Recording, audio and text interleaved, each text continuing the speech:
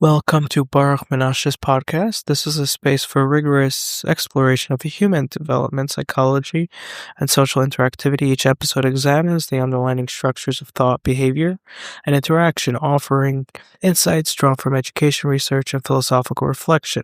Here we engage deeply with ideas, question assumptions, and illuminate the patterns that shape both individual growth and collective experience. Join me as we unpack complex concepts and translate them into understanding, perspective, and meaningful dialogue. To gain the advantage of the ritualistic sense, that is, to participate in the applicability of a social concurrent that is notwithstanding of social discourse. It behooves one to become engaged, not via its social sentiment, since the intentionality towards the acquisition is of such degree that the acquisition will finally become that very intention if one intends to access a social sentiment via the social sentiment, its proclamation, its proximity of discourse, then they are not going to apply its finale only via that social process to gain the final access in which it becomes traditionally imprinted, ritualistically emboldened, then it must be through a different concurrency of intention. The intention will dictate in what way it becomes accessed. And if the intention is of a certain disposition which allows for closure towards the sentiment, irrespective of its social process, then we begin to gain certain acquisition. In a sense, social sentiment and all its acquisition is never laden as the fundamental state of the psyche, but rather its more prevalent consciousness associations. Of course, this brings the question of in what arena does consciousness lay and what arena does it not enter, and also the question of abstraction and how abstraction is itself a disposition of the psyche rather than its latent state of existence. But suffice to say for this discussion that it is not the wholeness of being, yet we cannot describe in what way it is different than the wholeness of being. It is surfaced on top. It's reliant upon a psychic process, whether by use of the brain or otherwise. And those are distinct parameters which do not reach every crevice of one's biological standing. That is not the biological as a scientific aspect, but that is another conceptual framework in the plethora of consciousness, but rather biological in the sense of all inclusion, notwithstanding any aspect that is possible to be included. The ritualistic sense would thus be only appropriated through an approach that is not social, an approach that doesn't concur with a social discourse. And for a stronger understanding of this, in which it wouldn't be articulated in social discourse, it could not be imagined to be something that would come up in conversation. It wouldn't have the aspects that would concur as dialogical in its sense. This is why even when we discuss specific ritualistic senses, we are doing so as a social sentiment and not as an articulation of that experience, as that acquisition. And because of this, the prevalence of assuming one over the other is commonplace. Instead, the approach of the ritualistic sense is through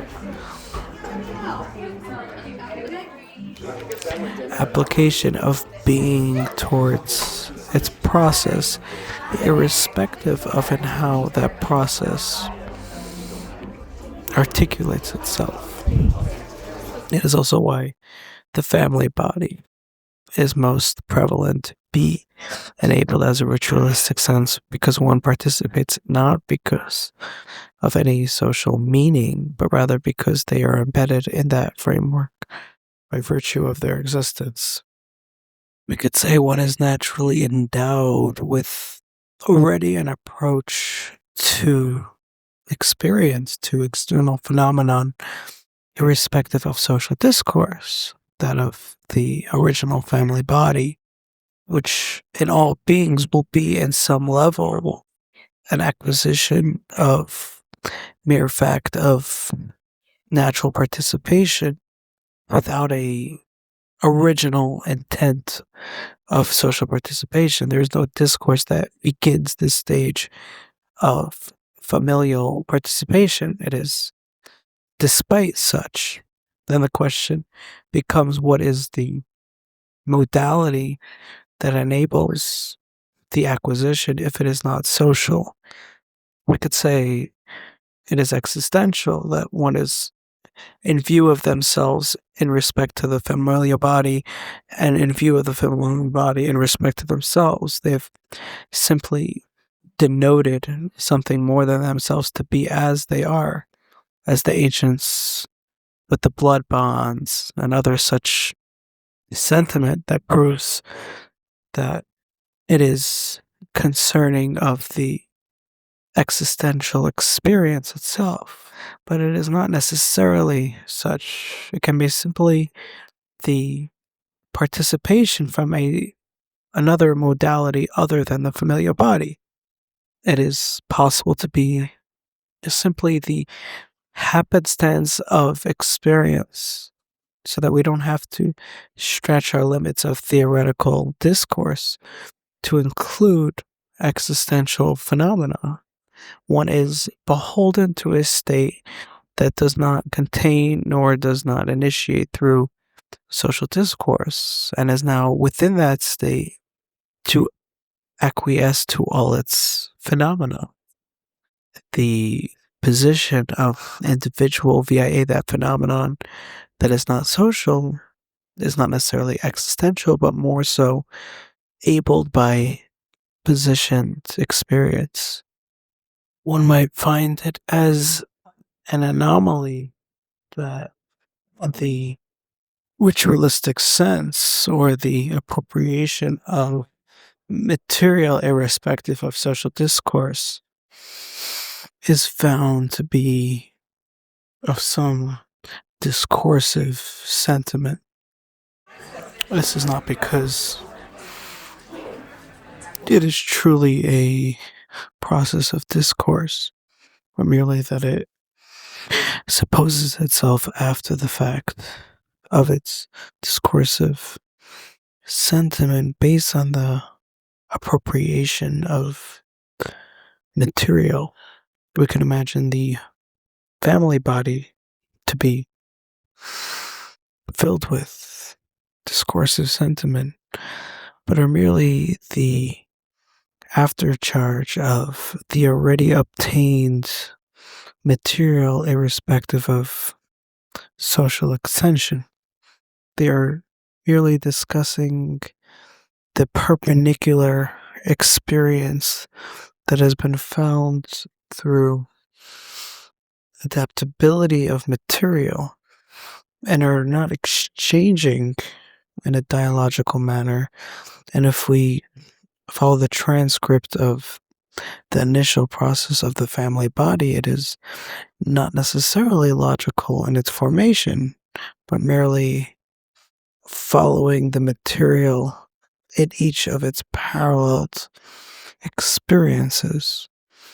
That is merely the validation of that process. It's the acceptance of the experience so that others are the manifestation of such in a discursive manner, but are not required as a discursive sentiment to reach that supposition.